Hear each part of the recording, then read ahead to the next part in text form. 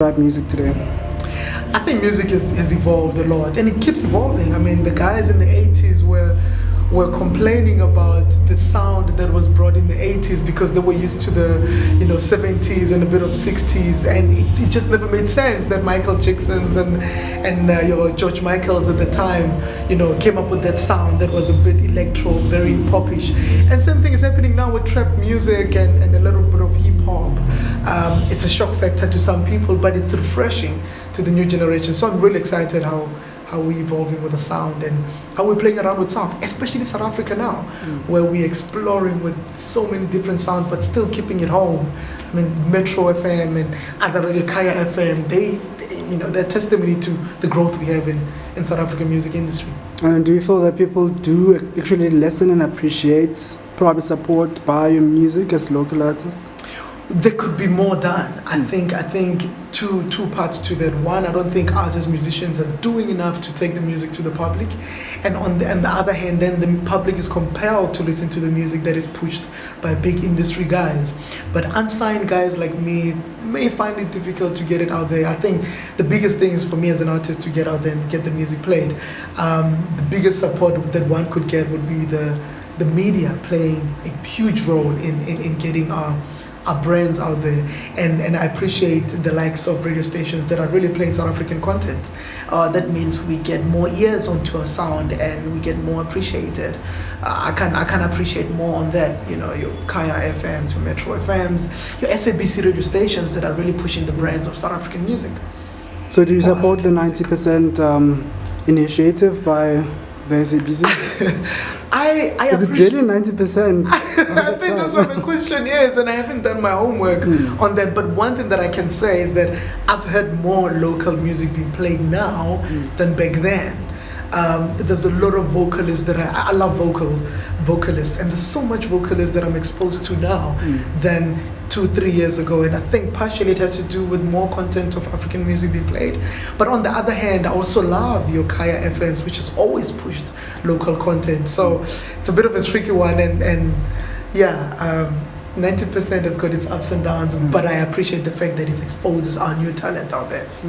But in terms of young talent, do you think that young people are, how can I put this, in terms of music, are they headed somewhere or are they headed backwards in terms of, because you can hear hip hop now, most people they swear, it's all about sex, video vixens, but normally when you talk about jazz, talk about soul, young people don't want to listen, don't want to buy, they don't want to sing old school, boring type of music that they would call, So one thing I appreciate about today's jazz and soul artists is that there's never an end to your journey. Somehow, there's something about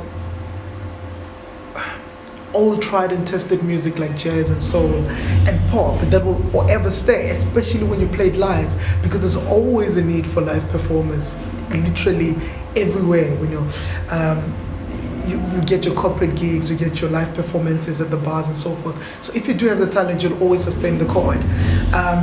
But on the contrary, your kind of new hip hop and your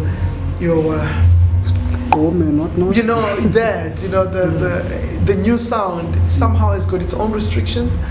But again, I could be talking from someone that's a bit out of tune with the new sound. I think the guys are making real quick money, and that's great. And they evolve with the music. Hip hop artists don't stay hip hop artists forever. They move to production, they move to other stuff that they appreciate. So I wouldn't say their sound is bad. It's pop music and it never stays forever. And that's the culture of pop. I mean, people give it 5 years max. Once you've had the first hit, chances of returning to the second hit are really slim.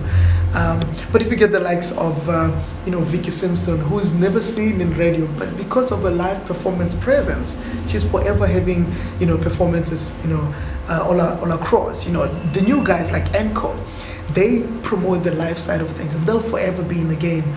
From my side, Itu Sings, I push the live performance side of things because I want to stay in the game forever. I don't want to be known as the guy that came through with one hit. Even though the first hit can be known, the second and third hits, you've already accumulated your followers, and you stick to that and you give a certain sound. I think that's where the sustainability of music stays.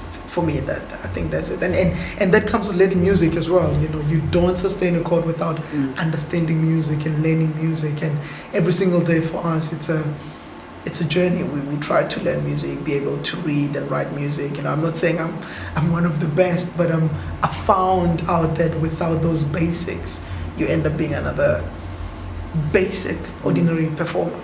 And then the music type, like what kind of music do you listen to? Is it jazz? When I Hip-hop? when I switch off, I find myself with classic music.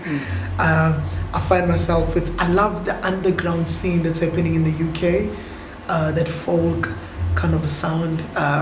It has got an element of raw music, but also comes with a authenticity, and I love that. I really, really love that. And I found that similar industry, or that similar scene, you know, it does exist in South Africa. There's a guy called Will Reyes in Johannesburg that I follow, and I really appreciate his art. There's Mali Blue in Pretoria.